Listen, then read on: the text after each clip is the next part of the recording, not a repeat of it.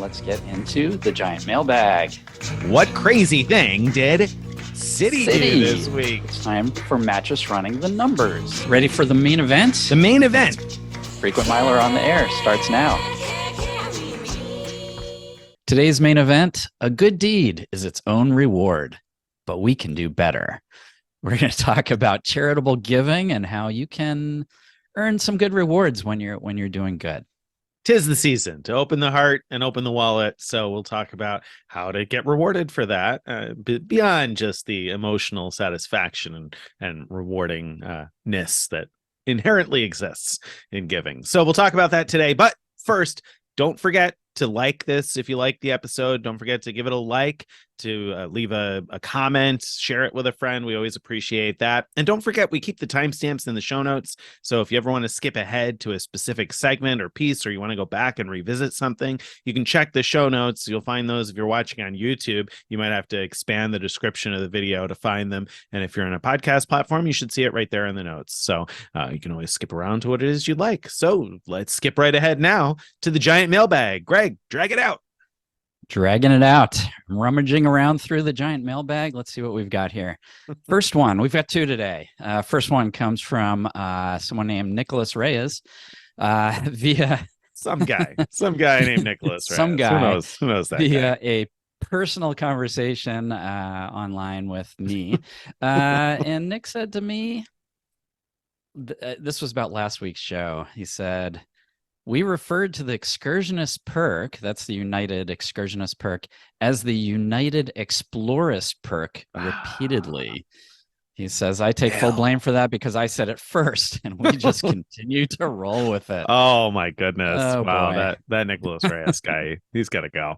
Yeah, wow. I mean, what a mea culpa there. I when I was listening to the show to add the timestamps so that people could skip around, I heard myself say Explorers perk, and I was like, oh my goodness, come on, the excursionist perk. And then you repeated it, and I was like, oh no, here we go. And I kept listening, and I said, oh my goodness, we just rolled with that the whole time. So yeah, that was we're both pretty familiar, I think, with the excursionist perk. I mean, we've both written about it a few times before. Yeah. And Hyatt Explorist, Hyatt has a partnership with American Airlines, so I apologize, United. I know that Hyatt is not a close partner of yours, but somehow we mixed up Explorist and Excursionist, and so yeah, it's the Excursionist perk for future reference. Yeah.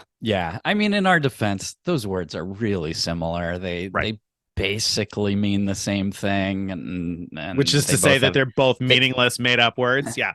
Yeah, but they both, mean something like travelish, and they both start with X and end with ist. I mean, exactly. They're Close the enough. Same word. Close enough. It's all the same.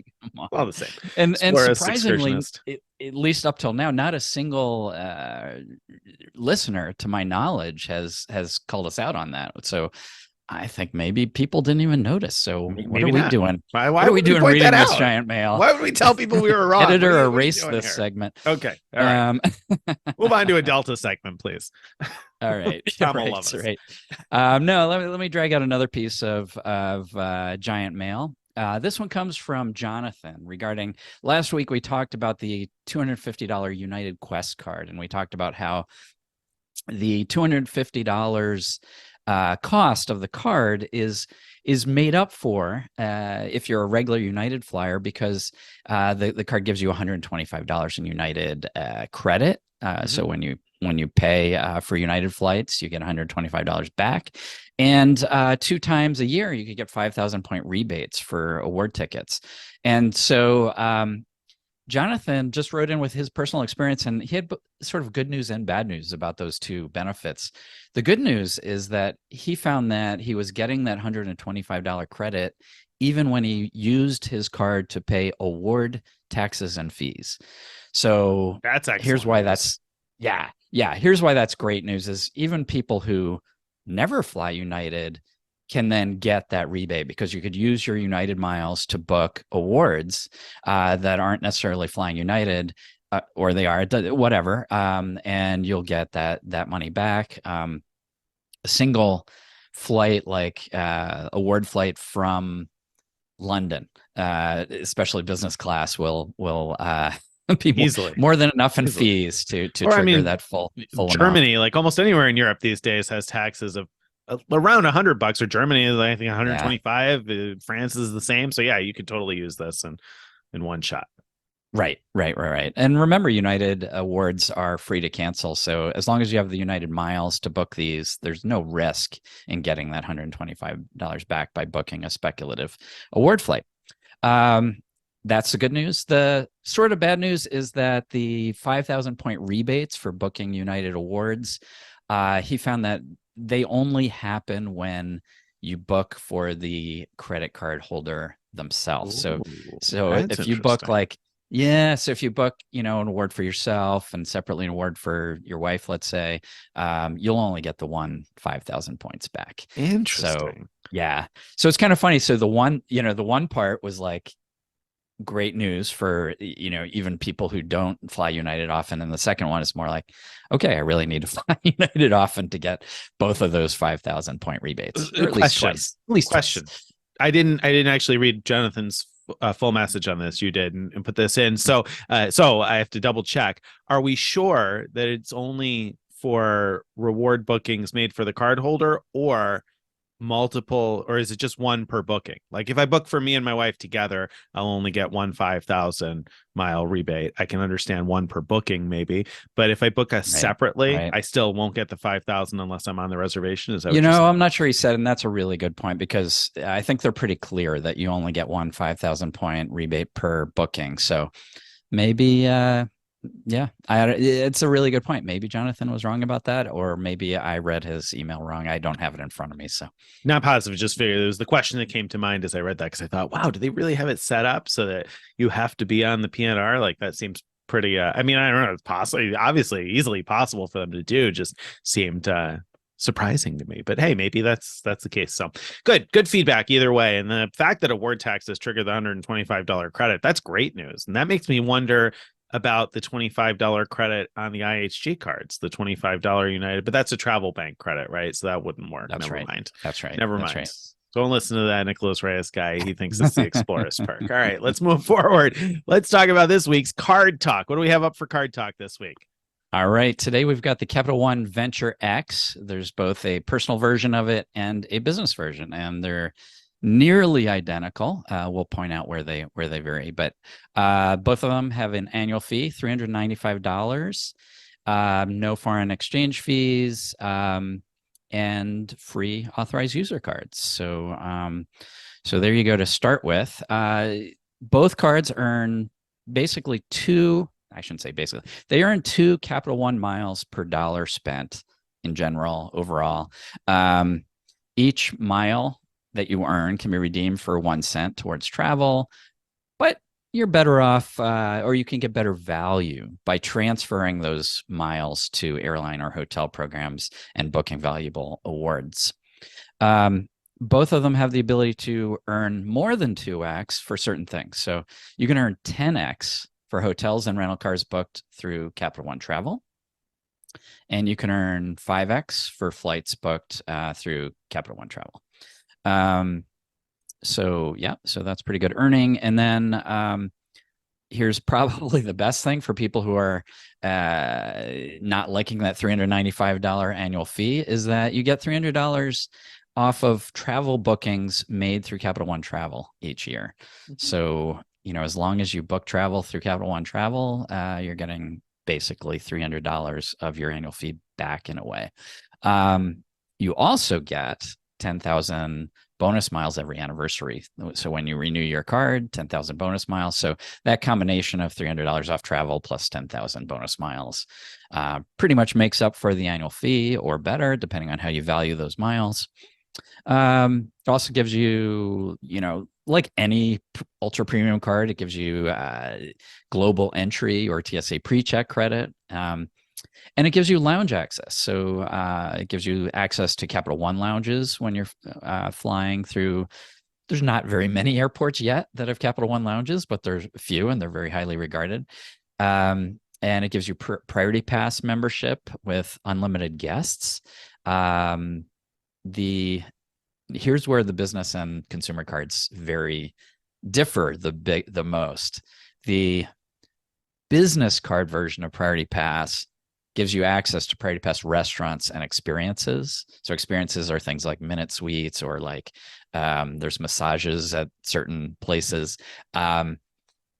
The personal one does not. You only get into lounges. That's it with that version of Priority Pass. And then they both also give you access to Plaza Premium lounges. They both give you cell phone insurance and access to Premier Collection hotels, which is kind of like Capital One's version of Fine Hotels and Resorts, where you get to book, kind of luxury like hotels, and you get extra benefits like early check-in, late checkout, some property credits to use, and free breakfast, things like that.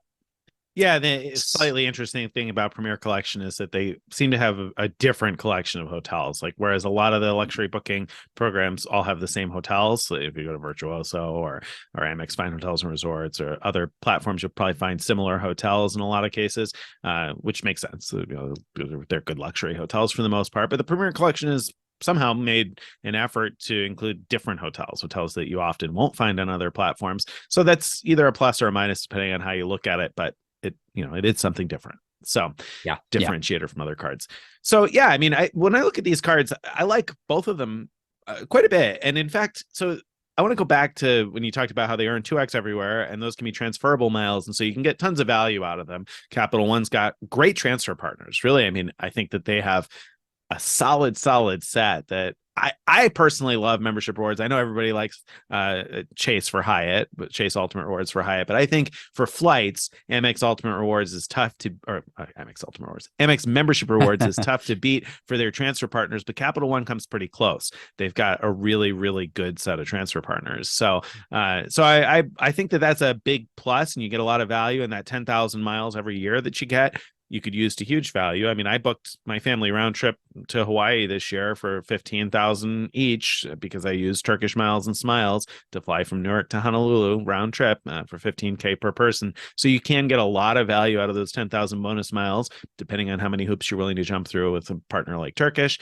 But that can be a great benefit on its own. However, what I wanted to jump back to quickly is how you talked about how you can redeem miles for 1 cent each towards travel purchases. And you kind of said not that you'd want to. And while I generally totally agree with that, the one situation where I think about it sometimes is like my Chase points, I could book travel 1.5 cents each, but I don't really want to book hotels that way because I want to get elite benefits and elite credits. So I could book flights that way, but I'm hesitant to do that because I need most of my Chase Ultimate Rewards points to transfer to Hyatt.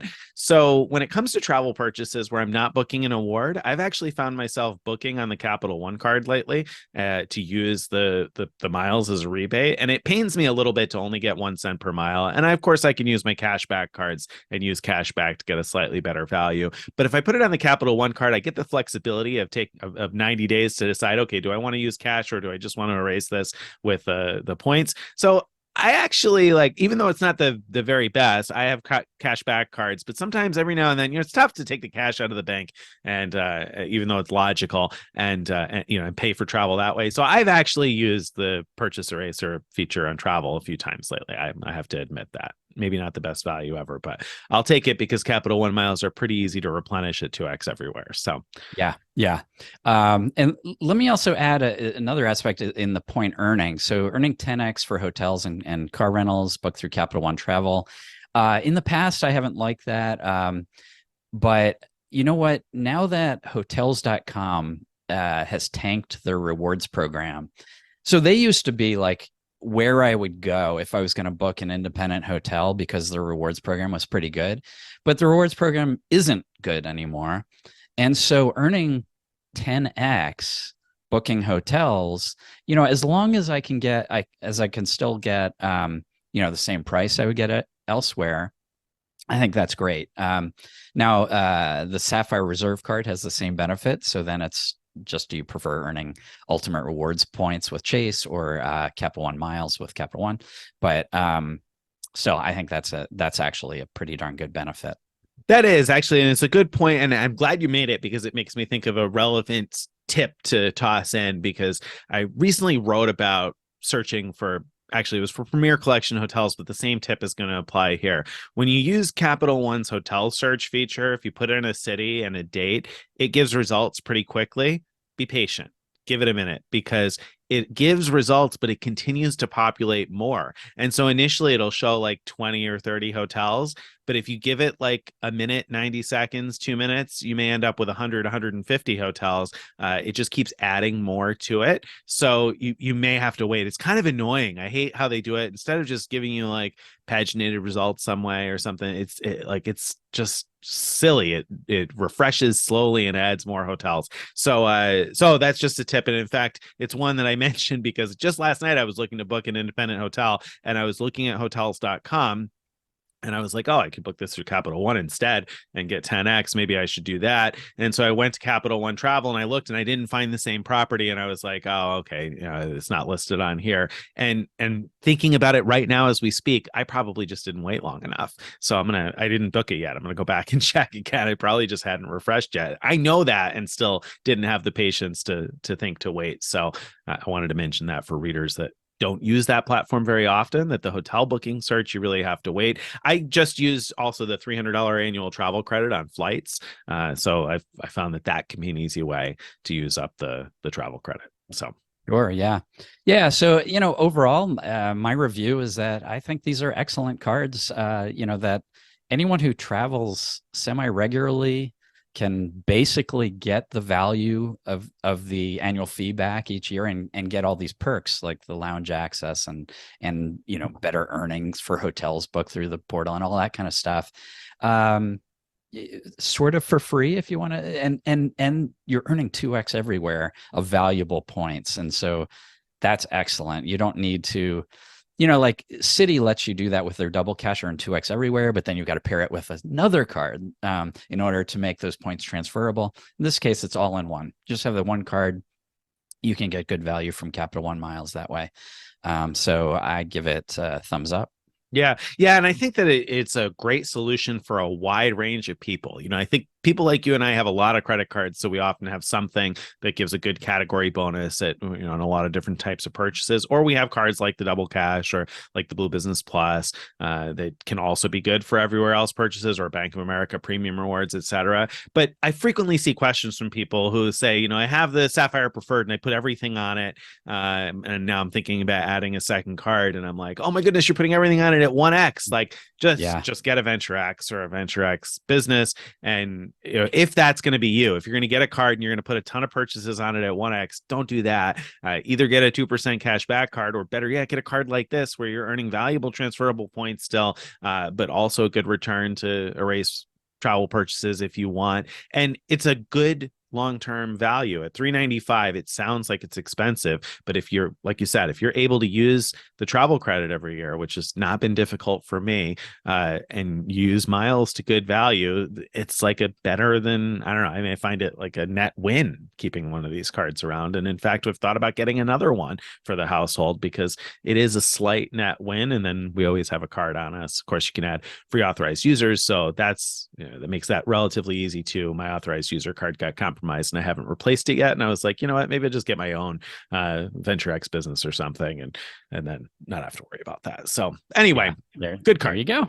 Good card. Yeah. All right. We like those. Let's talk about crazy thing next. So what crazy thing did Marriott do this week? Welcome back, Marriott.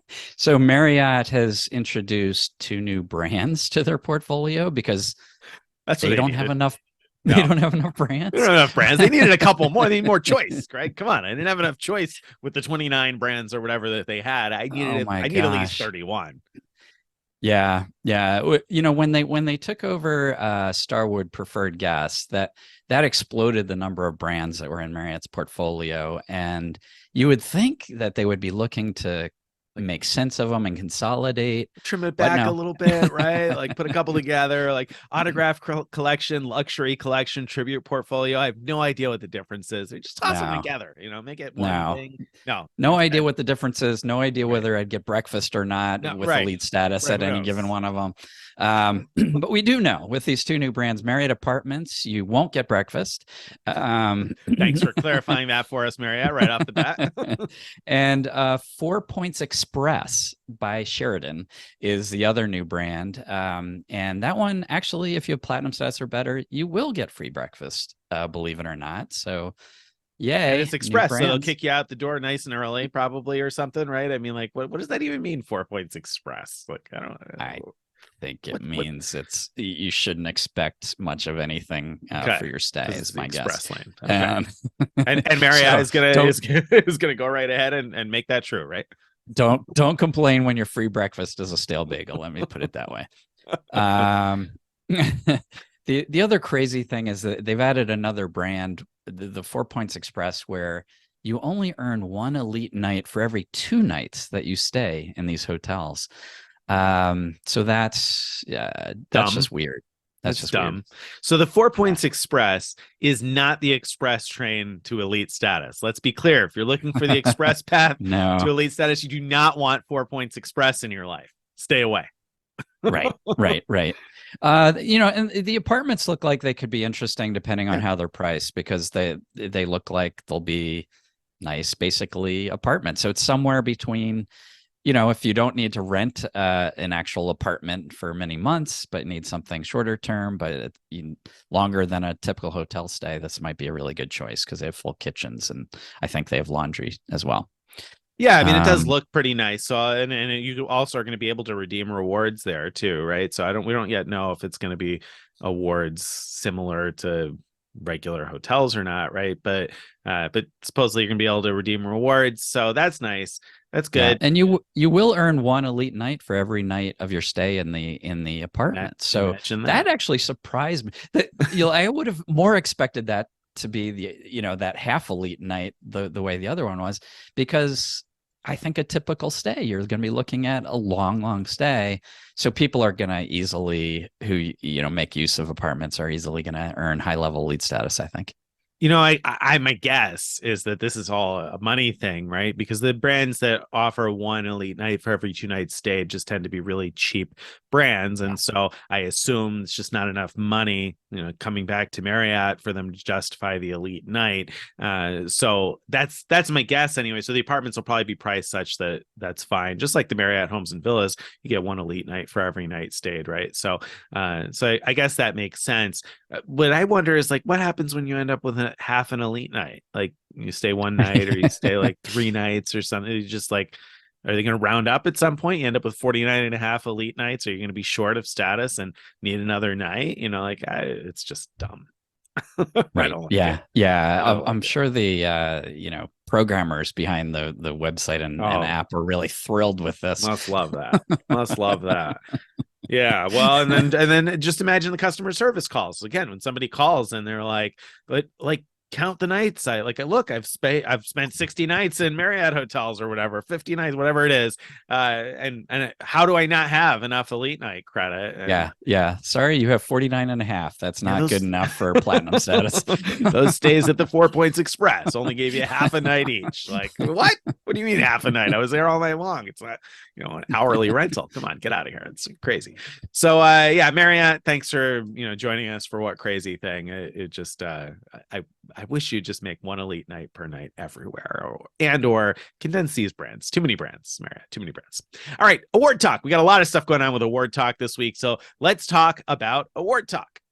First up, Alaska Mileage Plan has redone things or shifted things or introduced an entirely new award chart system for 2024, right?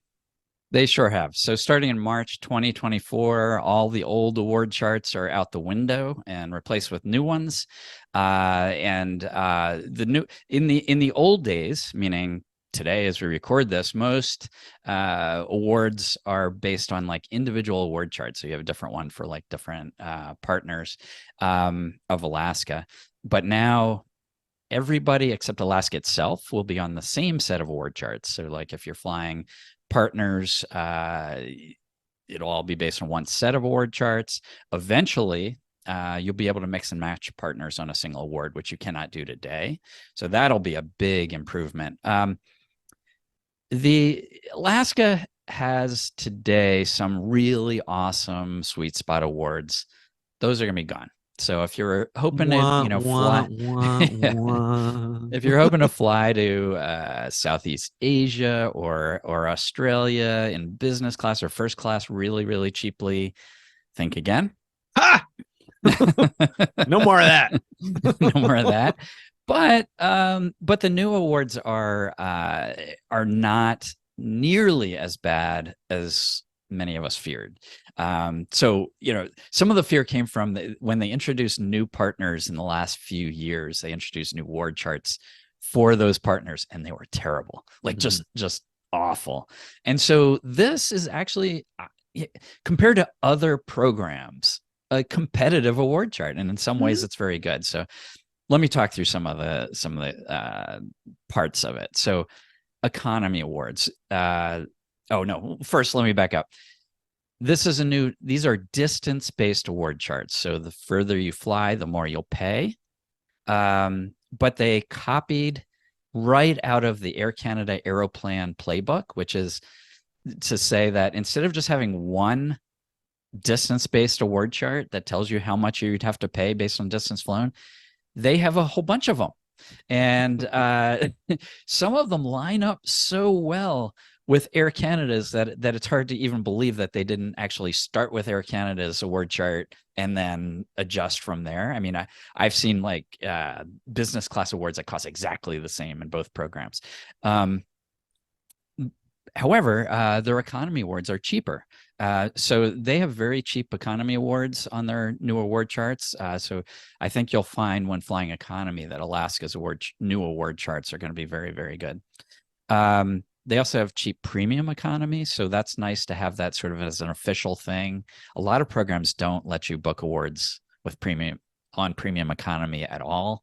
And so having that option is going to be excellent.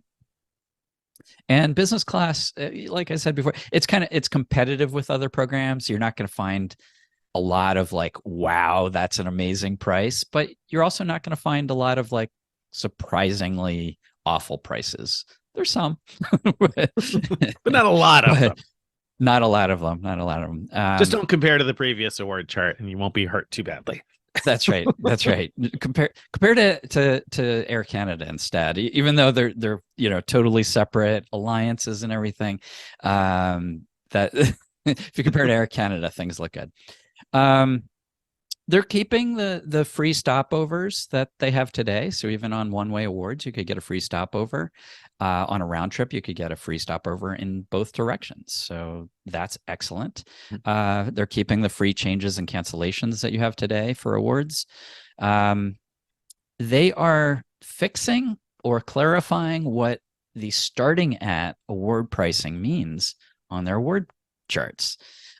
So we've complained about this. I don't know if we've complained about it on the show, but we've certainly complained about this in print, that Alaska's award charts, their prices say they're starting at. So, so in the new award charts, the smallest distance flights start at 4,500 points. But we've complained about that because that means nothing. If you're just going to tell me what the least could be, but not what it actually is going to be, what good is an award chart at all?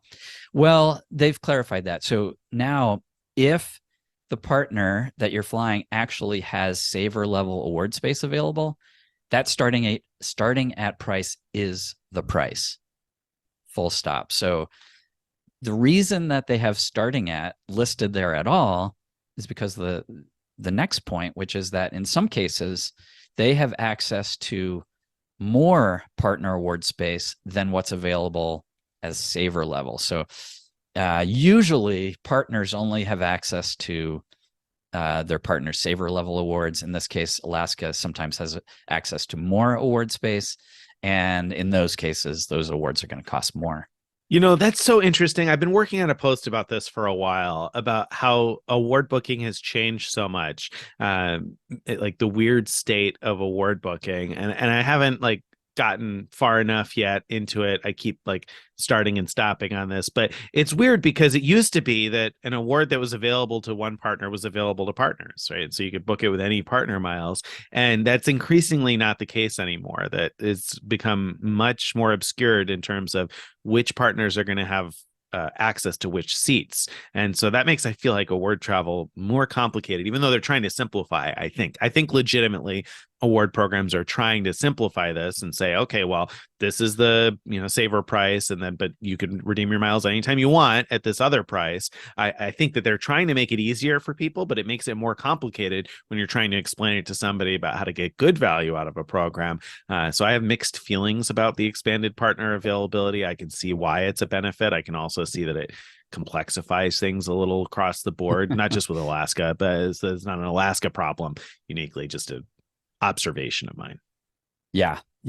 No, totally. Things are changing. When I started in this hobby in around 2011, things were kind of clear cut once you understood what saver awards were. Right. If you found a saver award on one airline, you knew you could book it with any of their partners, and just go to whichever had the best award pricing for that flight.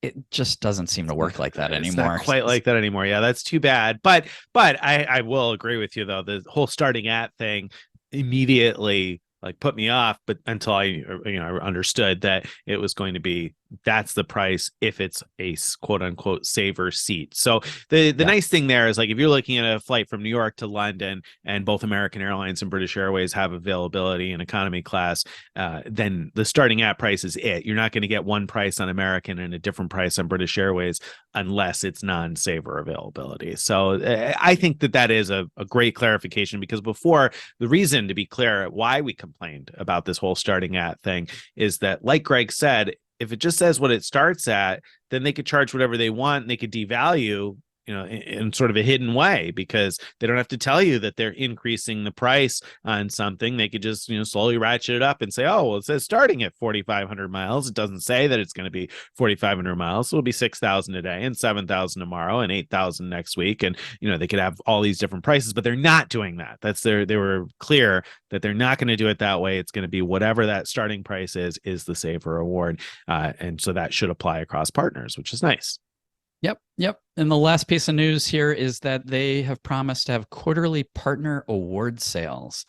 And my prediction, this is just totally out of left field and no evidence whatsoever, but that the early partner award sales, once these new charts go into effect, I think will be on the partners where they've devalued the program the most, to try to make up for it, give people a chance to book those partners at a reasonable rate before before they get too mad about what happened.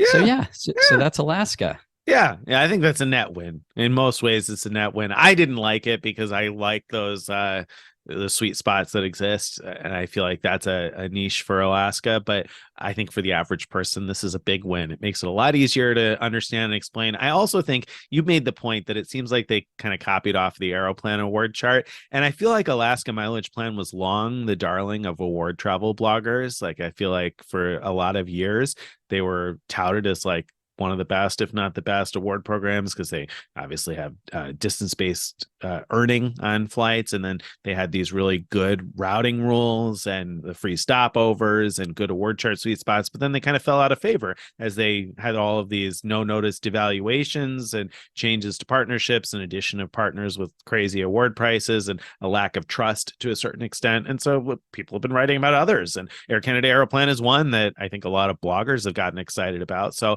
I think it's interesting that they're doing something that kind of makes them more relevant in that space again. So kudos to them for that. I'm not thrilled with the changes personally, but overall, I think it's a net win. So that's the Alaska Mileage. Okay, go ahead. I'm going to say one more thing. So some people have pointed out, or at least from their perspective, that things have gotten worse for West Coast flyers, and to some extent, I think that's probably true, because there's probably several ways in which it's true, but one way in which it's true is that some of Alaska's sweet spot awards were sort of mostly accessible from the West Coast, and going to Asia or to Australia, for example, and so since those are gone, and since and since Alaska is based in Seattle and has a good route network on the West Coast, they also were able to get feeder flights as part of the same award to, let's say they had to leave out of San Francisco or something, they could book that all as one award. Whereas those of us out on the East Coast area couldn't really do that. And so we'd have to book separate awards, or flights to get to San Francisco and then use the Alaska award from there. And so those sweet spots were a little bit less sweet for those of us not on the West Coast. And so I think things have gotten sort of better for the rest of us and not as good for the people there, maybe. And I just think that's interesting from the point of view of, we talked about, I think last week, about how often loyalty programs are worse for their own home turf and better for awards that are for flying from elsewhere to elsewhere. And that seems to be a little bit true in this case. That's a good observation. And I personally, I wasn't super excited about this because I feel like they didn't create any new sweet spots that I didn't already have pretty easy access to with other kinds of miles. So that's why I wasn't particularly excited about it, because I have plenty of miles in other programs, and I'm like, are they going to be the best bet in any of these cases, or like, awards to Europe, for instance, Tim pointed out, got cheaper in some cases from the East Coast. And I was like, well, okay, but like there's so many good sweet spots from the East Coast to Europe that I don't really need another good way to book flights to Europe necessarily. So I was not that excited about that. Now I'm sure somebody's going to tell me why I'm wrong about that, but I wasn't thrilled. However, I think another key point is that this will be good for economy class flyers. And a lot of people want to fly economy. And I like to see the premium economy award chart, because it's oftentimes easier to find availability in premium economy than in business class. So if you're looking to fly in a little bit more luxury, and especially with multiple passengers, I think that's going to be really good news. So while I wasn't initially excited, and I mourn the sweet spots that are going to be lost, I think overall there's a lot of good news to be had, even though it's not necessarily that I'm like, oh, wow, I can't wait to book X or Y. I think overall it makes it better. And it also makes me trust the miles more. I was hesitant. I was like, do you really want to collect Alaska miles at this point? Because we got no idea what awards are going to cost. They keep introducing these new weird award charts and having these stealth devaluations. So I was very lukewarm at best on collecting more Alaska miles. This makes me more confident of the unified award chart. So I feel like that's the flip side of all that is that because Alaska is not a transfer partner from any of the transferable points currencies. It used to be there was good reason to try to earn their points through like their credit cards, but now, I'm happy that the points I already have are still going to be valuable, but I'm not going to go out of my way to get more, to earn a lot of more. I mean, I'll be happy when I earn them because I'm booking a cash rate and they're very rewarding for certain flights. But it's not going to be something like, oh, I got to earn more, because I can always transfer to, British Airways or many other programs to book the same flights that are bookable with Alaska miles. Yeah. I guess that's why I wasn't excited about it. And that makes sense, actually. It contradicts the point I just made, but I think it's a great contradiction there. I think Alaska needs to really consider joining up with a transferable currency system, because you're right. There's very little reason to collect those specifically over others, these over transferable points where you'll have multiple options. So great point. But if you fly Alaska a lot for work, or you fly a lot of paid premium cabin flights on some of their partners, like if you fly paid British Airways, business or first class flights, which sometimes you can find pretty good deals on, then you can earn tons of miles, tons of Alaska miles. And if you're doing some of that, well, great. Your miles are still going to be relatively valuable here. But you're right. I guess their credit cards ironically become slightly less appealing because they don't have those sweet spots that you can't access otherwise. Interesting point. All right, but that's not it for award talk. We got other award talk. So let's talk about JetBlue points. JetBlue points became more valuable all of a sudden. Yeah, they did. Boy, we're going to be talking award talk till like 2024, it seems like. Yeah, so JetBlue, last week we learned that you could use Qatar's points to book JetBlue flights. And now we've learned that we can now use JetBlue points to book Qatar flights. And so the pricing is okay. I mean, it's kind of zone based. So that's a good thing. Meaning you'll pay like a fixed amount, like 70,000 points. Am I remembering this right, Nick? Yep, you About are. 70,000 to book like Qatar Q suites from the US to Doha. Exactly. And then if you fly beyond that, it's going to be more sort of distancey based. We don't really have it all worked out. They didn't announce something, so it's just a matter of searching and finding stuff. Award Wallet did a pretty good job of putting together. JT at Award Wallet did a good job of putting together some of the mileage rates essentially for different places. So yeah, it's not like similar to what we were saying about Alaska a few minutes ago. It's not going to be like, oh, I need to go get JetBlue points to book these flights, because they're not going to be a better option. They're going to be an equal at best option to other options. But what I like about this is if you already have a bunch of JetBlue points because you earned them through the shopping portal, or you had credit cards in the past, or you've booked paid flights on JetBlue and earned points, well, then this gives you a way to get outsized value. Whereas JetBlue points were always capped at whatever they're worth towards JetBlue flights, like 1.3 cents or so, more or less. I think that was it. You weren't going to get more than that, and now you can get more than that if you're going to use them to book a nice fancy Q Suites flight. So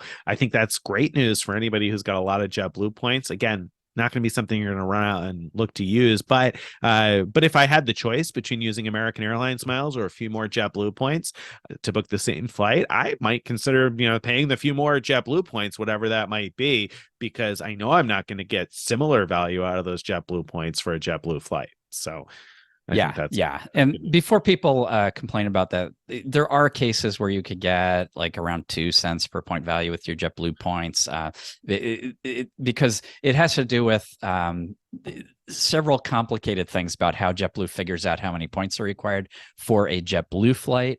But regardless of that, you're not going to be it's getting a fixed value. Whatever you're not going to be like, getting like a $8,000 flight for 70,000 points. That's the type of thing you're going to be getting with Qatar, with using your points to book Qatar. Exactly. Yeah. So I think that's great news, especially also for people who are into JetBlue Elite status and are spending a lot on those credit cards. Now there's another way to use all those points you're collecting. So that's really good. Yep. Excellent. All right. And finally, Marriott rules for extending free night award certificates. You got some great information and updated the post this week, right? I mean, we got some hot tips. We really did. So a actual Marriott representative, someone who works in the loyalty care department, emailed us with all kinds of information, even a screenshot of what the reps see. They asked us not to share the screenshot itself, but could share the contents of it. And so we learned about, let's say you have a free night certificate that's going to expire. Can you get it extended for another year? And we previously had written all about it based on our own personal and our readers' experiences that were reported in, and it turned out we had most of it right. And the basic idea was that people would call and be told by reps, no, it can't be done, it's impossible, and then call again and maybe be told that again, but then maybe on the third try, the rep would just do it with no problem at all. And what we learned from this email is basically why that's happening, or at least some of the reasons why. And so just at a very high level, one thing we learned that's really important is that not all call center reps have the ability. Some of them, they just don't have a button on the screen that would let them extend a free night. But anyone who's in the loyalty care department does have that ability, and supervisors have that ability. So that's the first step, is just getting someone on the phone who has the ability. The second is that the story you tell as to why you weren't able to use your free night actually does matter. The reps have been told to extend them only when there are extenuating circumstances, and so my post lists it lists examples of extenuating circumstances, but the basic idea is that you have to have a good story about why you weren't able to use it. And we also learned that other stuff matters. Like the reps are told to consider asking questions, or consider these questions. Does the member still have the credit card where they earn the free night from? Presumably, if they don't, the rep shouldn't necessarily extend it. Does the member use that card on a regular basis? Apparently, that's a good thing if you're active with using the card. And does the member stay regularly at Marriott hotels? These are all things that could make a difference, but you're not guaranteed, because these are just things that are in a memo that reps may or may not have read closely. But the most important thing, I think, is the finding that when we've said to call and call again and again, we weren't wrong about that. We weren't wrong, and there's actually a reason behind it, and that has to do with who can actually do it. Yeah, and the moral of the story is when a rep tells you, "Oh no, sorry, we can't do that with Amex certificates anymore, only Chase certificates," or when they say, "Oh yeah, no, we stopped doing that on October 23rd or something," don't buy the story. Don't argue with them, because if the button's not there on the screen, it's not there. Like, don't get upset and don't argue, and don't say, "Oh, so and so just did it last week," or this or that. Just say, "Okay, thank you," hang up and call again, because there isn't a direct number to the loyalty care representatives. They're just randomly people that happen to answer and have a slightly different job title, apparently. So you just need to keep calling until you happen to get somebody who can do it. So don't waste your time and your breath and your energy arguing with someone who doesn't have an ability to do it. Either ask to speak to a supervisor, which who knows whether you actually get a supervisor on the phone or not, right? So I'd probably just hang up and call again, honestly, and know that eventually I'm going to get connected to somebody who can do it. So it is just a thing. So yeah, be ready to explain why you want to have it extended. And so that's another good piece of information, to be able to explain why you weren't able to use it and would like to have it extended. So if at first you don't succeed, try again. That's a tip we've given people lots of times, and it turns out it's true. I thought this was absolute gold that we got this information. So it really was. I'm so thankful to that person to reach out to us with all that good information. It's fantastic. Awesome stuff. All right. We actually did finish Award Talk before 2024. So let's get into this week's main event. Main event time. A good deed is its own reward, but we can do better. Kind of proud of that title. I like that. I like it. I like it. It was well done. Good wordsmithing there. All right. So we have a number of categories of things to talk about here. But first, this really has nothing to do with earning rewards, but how do you find charities that do good? I'm just going to touch on this really quickly.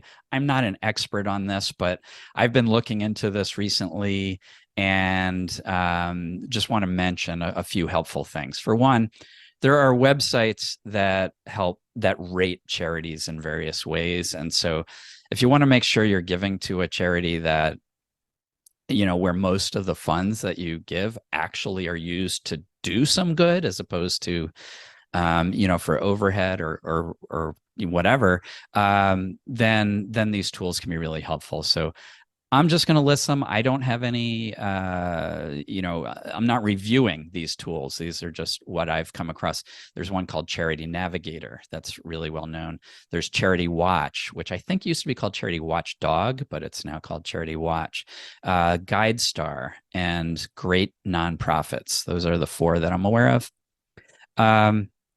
Then here's another interesting thing I came across.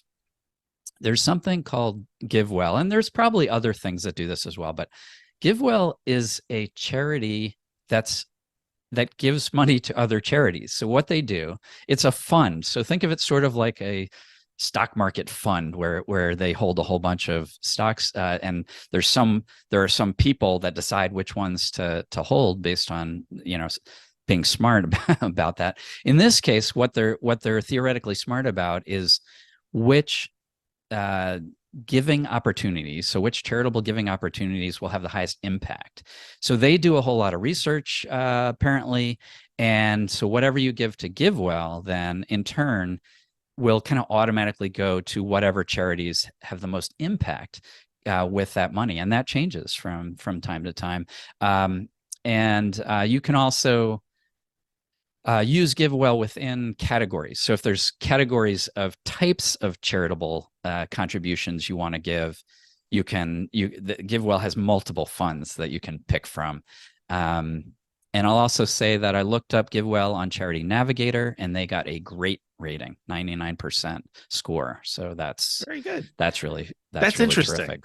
Fascinating stuff. I mean, there's some good stuff to dig into there if you are looking to, share the wealth and give back. I think that those are interesting tools, and I wouldn't have known about all of them. So I'm glad to hear about them and be able to check them out myself. So hopefully that helps some other people, it guides them, especially folks that perhaps aren't terribly familiar with those types of tools.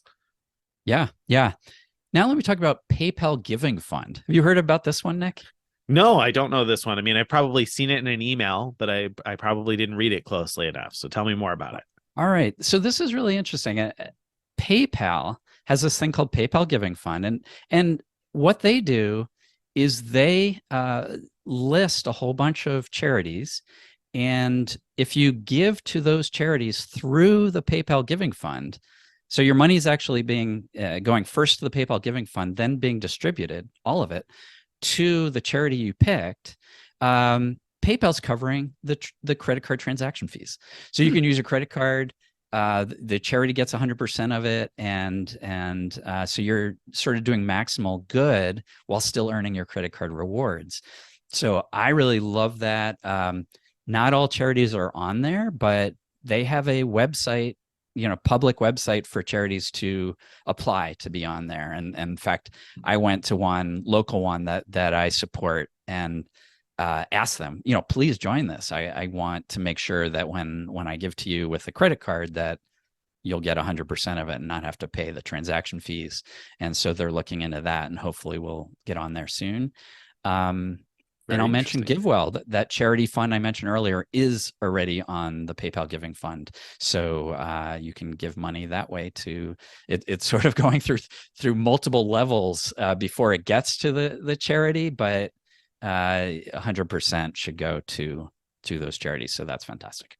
Yeah, that's very interesting because, of course, the credit card transaction fees aren't free. And so if you are giving to a charity, even though you're not seeing a fee on your end when you're, sending the money, obviously the organization that you're donating to is paying a credit card transaction fee in most cases, but not with this. So that's great. I mean, and for those people who just don't like PayPal, then hey, stick them with the transaction fees for your charitable giving. I think it's good that they have this, and so yeah, that's cool. Yeah.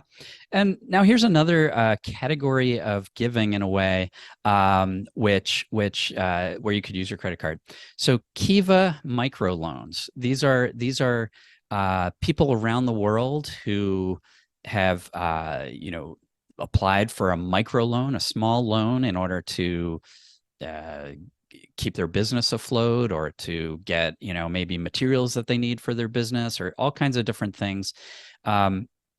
Basically, you're helping out. It's mostly helping out people who in usually impoverished countries that really need some funds in order to make a living. And they do most of the time pay back those loans. And when you make loans through Kiva, when those loans are paid back, you get 100% of your money back.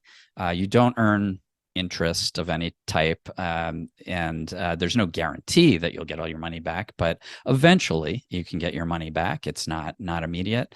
Like the PayPal Giving Funds, PayPal covers the credit card transaction fees that go through Kiva.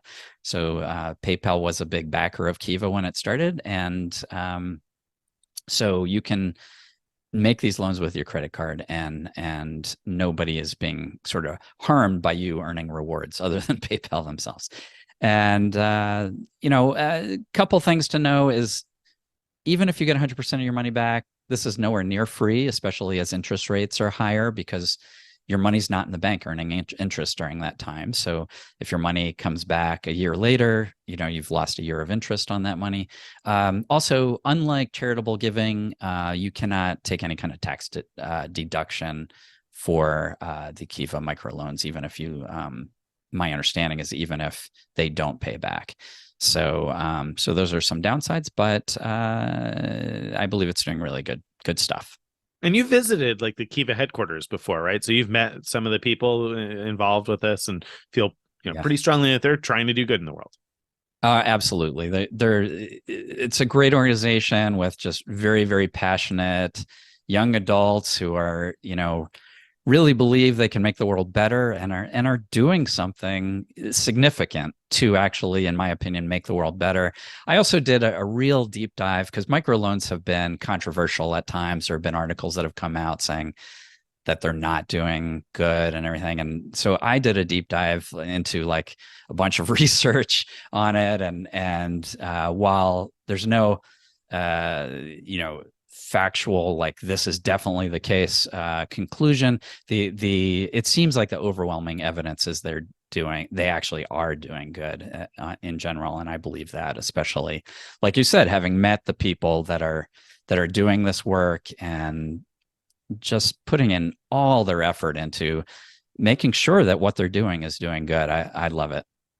Very good. All right. So you got some different ways to determine places to give or how to go about giving. Now, how do you earn rewards on that money? If you're going to be giving a bunch of money, nice to be able to earn some rewards back. So how can you earn rewards? Yeah. So, every now and then there are different opportunities to earn like miles or some kind of points or whatever by giving to a charity. Right now, for example, Stand Up for Cancer is offering 10 American Airlines points per dollar that you give to Stand Up for Cancer. Charity Watch gives this organization an A. So, for what that's worth, that sounds pretty good. You do not earn American Airlines loyalty points, so it won't help you towards elite status, but you can get a lot of miles back from donating there. So that's pretty good. Now that category of things where you see opportunities to earn miles for giving to charity, that changes all the time. So I would just, do some Googling when you're ready to do that and see what's available at the time you're doing it. And we've occasionally seen them increase that, right? So we've occasionally seen opportunities where they've offered even more. So like you said, it changes all the time. So keep an eye on your email for opportunities like that. Yeah. Yeah. Now, where we have a lot to talk about is with credit card rewards. So US Bank, they have a few cards that earn 2x for charitable contributions. But you could get 2x everywhere with a bunch of cards. So yeah. Use whatever card you want. If you're not earning at least 2x on your charitable donations, then I don't know, the US Bank card is not the answer to all of your problems. We need to get you the right card to earn or to be using for your everywhere else purchases. Right. So you could do better because there are a bunch of cards that earn 2x everywhere and they earn transferable points. So Citi Double Cash earns two thank you points per dollar spent. The American Express Blue Business Plus card earns 2 membership rewards points per dollar spent, up to $50,000 per calendar year, and then it goes down to 1x. And the Capital One Venture X, the Capital One Venture X for business. So all of those Spark are miles. Yep. Oh yeah, I forgot Spark Miles. Yeah. Yep. Yeah. So Capital One actually has quite a big lineup of 2x everywhere options. So there's a lot going on there. So those are all good options. Or you can also get a lot of cash back. So, we've talked at times about Bank of America, how it has this sort of elite banking program where if you have at least $100,000 in savings with Bank of America and or Merrill Edge and or Merrill Lynch, you can get up to 2.62% cash back on all your spend. So that's, if you're in that situation, that's a good way to use one of those cards to donate to charities. Or another option. Credit card big spend bonuses. And I'm not even going to go very far into this category because there are so many. There's so many credit cards that offer some kind of perk once you meet a spending threshold. And just to give an example, there are a couple Hilton cards where once you spend $15,000 in a calendar year, you get a free night that's good at any hotel, any Hilton hotel worldwide when a standard room is available. Hyatt cards have the same, the consumer Hyatt card has the same thing. And, there's just a lot of different types of big spend bonuses as well. Sometimes you earn elite credits. So Quick depending on plug. how you value those things and what cards you have, you can look at that yourself. Quick plug. If you go to our best offers page, near the top, you'll find a link in there somewhere that says best big spend bonuses, right? There's a best category bonuses page, but we have a best big spend bonuses page where you can go to the page and look at all the various cards and see which ones have the best big spend bonuses that fit your needs, right? Because it depends on what you value. Do you value the companion certificate on an American Airlines card? Do you value earning JetBlue Mosaic status? And depending on how much money you're giving, those things certainly could be considerations for you. So go to our best big spend bonuses page. And if you can't find it on the website, well, just look in the show notes because is always the case. We'll put the link to that in the show notes. So check that out for best big spend bonuses. Those can come in handy if you're going to be making a sizable donation. Yep. And now here's an even better category, or even better in that there are bigger rewards available than what we've talked about so far. Buying Visa or Mastercard gift cards when they're on sale, and earning a category bonus when you're doing so. What am I talking about here, Nick? Well, office supply stores frequently run fee-free gift card sales. In fact, as we record this, I think there's one going at Staples this week, and there was one going at Staples last week, and I don't know about next week yet. But there's frequently these sales where you can buy gift cards with no activation fee. So it frequently happens at Staples and Office Max or Office Depot. And of course, there are a few cards on the market that earn 5 points per dollar or 5% cash back at office supply stores. So if you got a Chase Ink cash card, for instance, you can earn 5x on the first $25,000 per year spent at office supply stores. And Staples will usually allow you to buy up to 8 gift cards per customer per day at the fee-free activation, or rather with the fee-free activation promotion. So you could easily walk into a Staples and buy $1,600 worth of gift cards and walk out with $1,600 that you can then give to a charity if you're able to use a card online, and you'll have earned yourself 8,000 Chase Ultimate Rewards points, which obviously can be quite valuable as a return. So if you were to do that with your charitable giving, that's one way you could do it. Not the only option though. Giftcards.com also, especially around this time of year, frequently offers discounts on their virtual Visas and virtual Mastercards. I think we've seen virtual Visa recently had a sale, 5% on the $100 cards, but we've seen better. So we've seen the opportunity to get, I think, like $75 off on 1,500 or so, something like that, where it'll come out to be slightly better than fee-free, in fact. And you can go through a shopping portal in many cases. I just got an offer from Capital One Shopping for 12% back at giftcards.com. So I placed a big gift card order with my 12% back. So stack that right on top of the fact that there was a sale on the Visa gift cards, for instance, and that becomes a great return. So that's another option. And again, we talk about the virtual Visas and virtual Mastercards there because those are the ones that frequently offer the sale, and because they're easy to use online and come through relatively instantly. So they can be a good option. You don't have to worry about paying any shipping fees. So you could use your gift cards from your virtual gift cards from giftcards.com, or your physical ones from an office supply store, or maybe you've got a card that gets a good bonus at US supermarkets. And so you buy a couple of $500 cards at a US supermarket and earn enough rewards to offset the fees on those. And then use your gift cards to contribute to charity or to microloans, all of the things that we've been talking about. Yeah, absolutely. I think that's a great way to go. But I think the best way to go, if you're planning on doing, big charitable giving, is to sign up for new cards with the great big welcome bonuses. Nick mentioned earlier our best offers page that lists the best credit card offers that are available.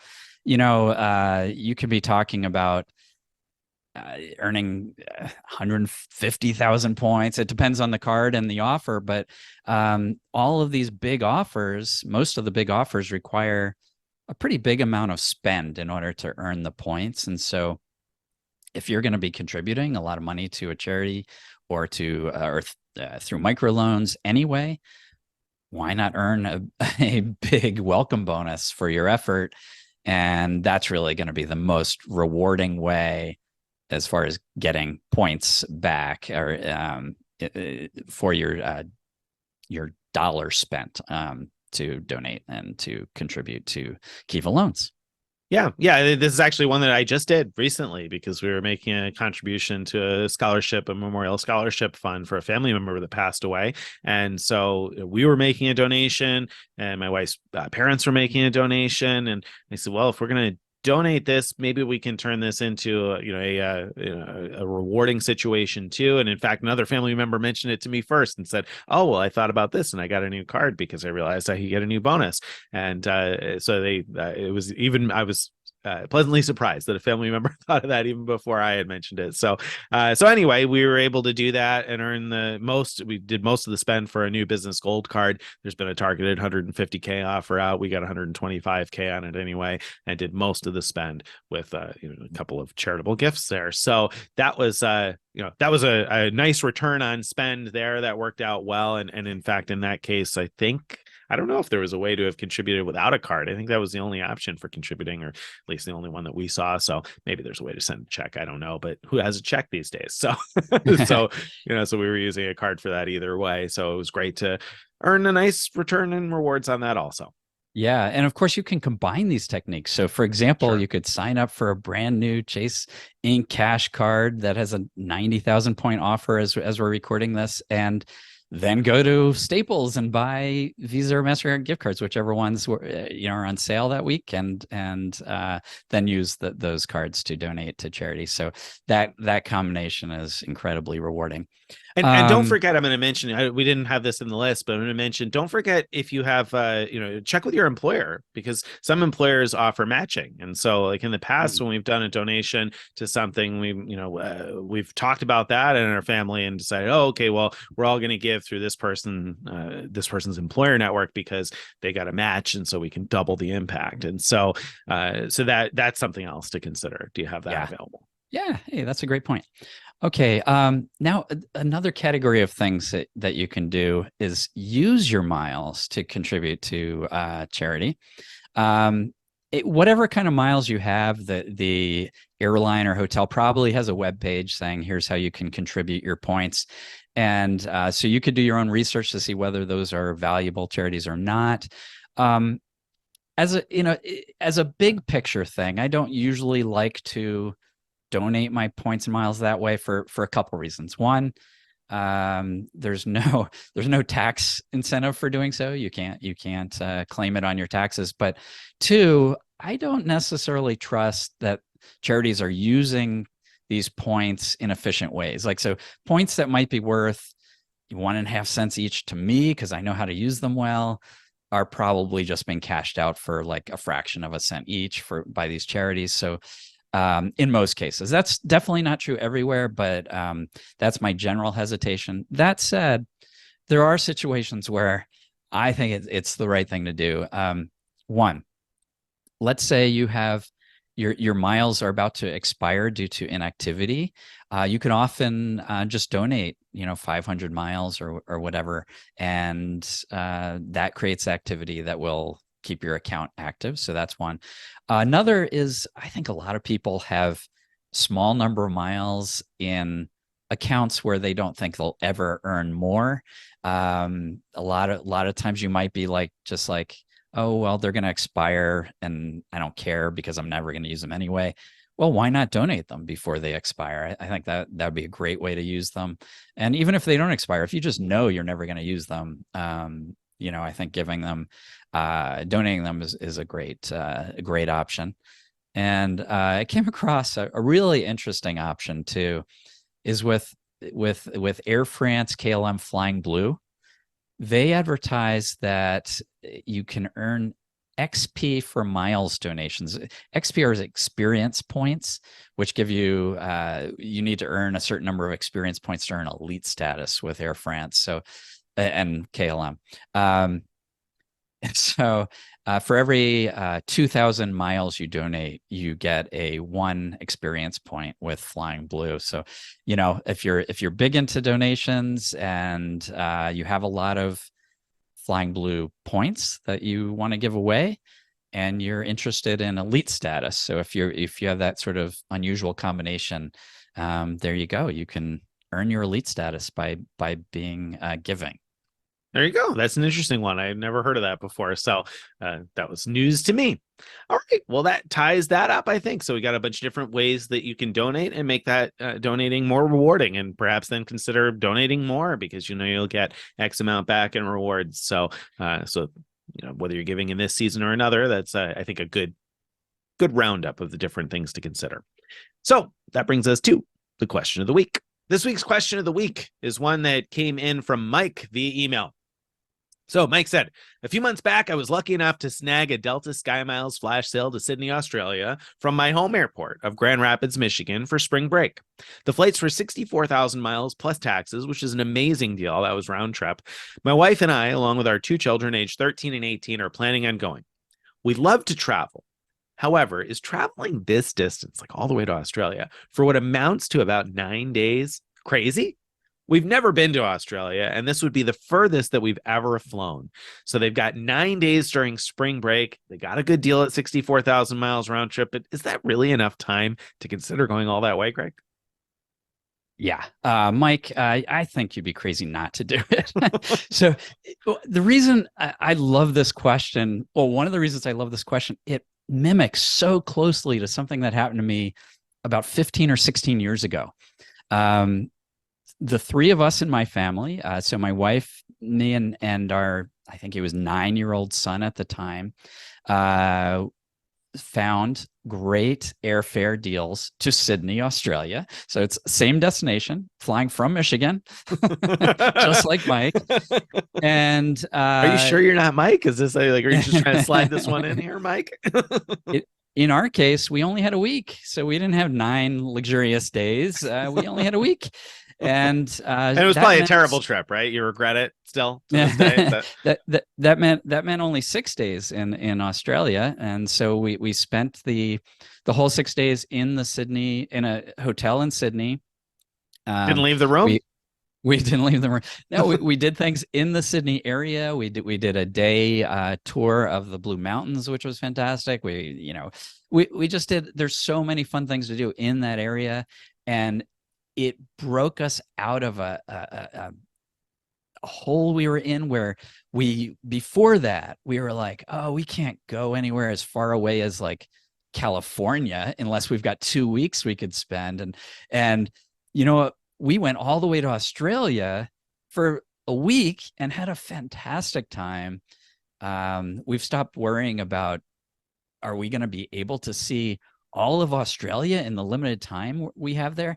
No, we aren't going to be able to see all of Australia because there's no way to do it in that, well, in that amount of time. We don't have to, because if we like Australia from this trip, we'll go back some other week that we have available and do it that way. So it was a fantastic trip. All three of us loved it. I would have been, knowing what I know now, if we had decided not to do it because it was only 1 week, I'd be really disappointed in myself.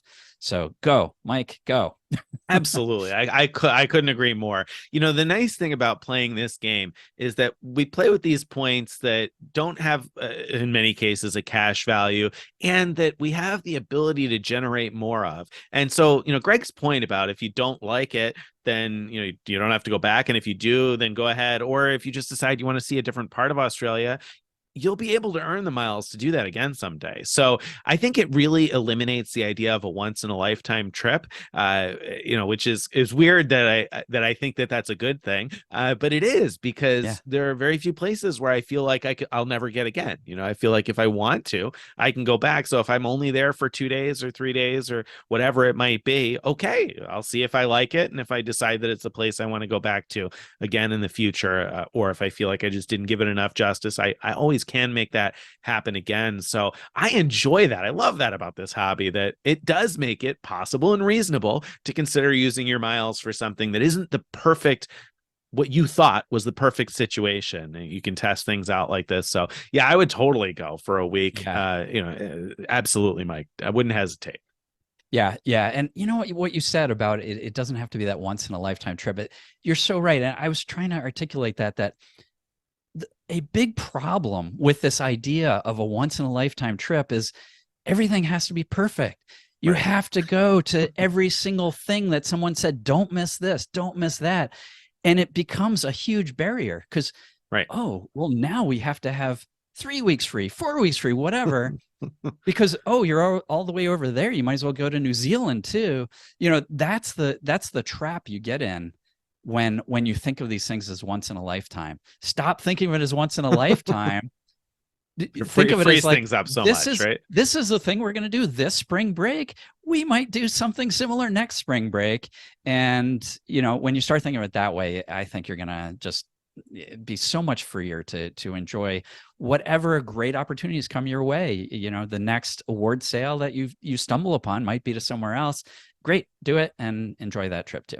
Yeah, I think, it's easy to get trapped in that if you're used to spending money on travel, like if you're used to booking paid tickets in general. And so you're like, well, if I'm going to spend, I don't know what it is for an economy class round trip to Australia, probably $1,000, $2,000, right? I'm going to spend $2,000 a person, then I got to see everything, right? So if we're going to, if we're going to put $8,000 into it, I think it could be very easy where you'd be like, oh, well, it's got to be perfect or nothing. But Miles freed that up for me in the sense that, I looked at things and said, oh, well, I'm not spending I'm going to spend the same amount that I'm going to spend on food and entertainment wherever we go, essentially. It was similar anyway. Obviously, there's somewhat differences in how much things cost in different places, but generally speaking, I'm going to spend what I can afford on food and entertainment wherever we go. And so if I'm able to use these miles that I can, essentially keep finding ways to earn more of, whether it's donating in ways that we talked about today or some other way, then it feels less. There's so much less pressure. I think that's what eliminates the pressure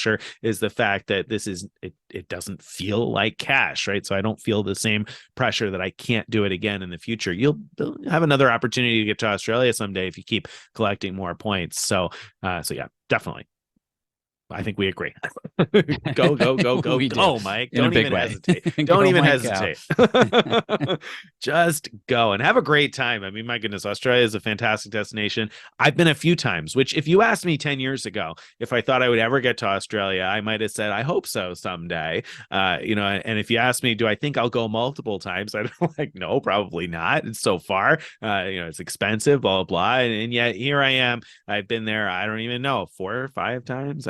I couldn't tell you off the top of my head, but a few times. And I have another flight booked for next year, though we've changed plans, so I'm not going to do that anymore. But that's the thing, you do keep earning these miles. You can make that happen if you want to. Obviously, you need the time and the money to do whatever it is you want to do when you get there. But time is not a constraint that I worry about terribly. So, you should go, Mike. And go back someday. There you go. All right. Unfortunately, we're out of time for today, though. We've gone way over. So whoever has been mowing the lawn today, I guess, or working out, you're welcome. I gave you some extra time to get that stuff done. But we're out of time for today. So if you've enjoyed today's episode and you'd like to get more in your email inbox each day or each week, you want to go to frequentmiler.com/subscribe. Again, that's frequentmiler.com/subscribe to join our email list. Follow us on all the various social media. Join our Frequent Miler Insiders Facebook group where you can ask questions and interact with lots of other people who are enthusiastic about this stuff every day. And if you have a piece of feedback that you'd like to be considered for a giant mailbag or a future question of the week, you can send that too. Send it to mailbag@frequentmiler.com. Bye, everybody.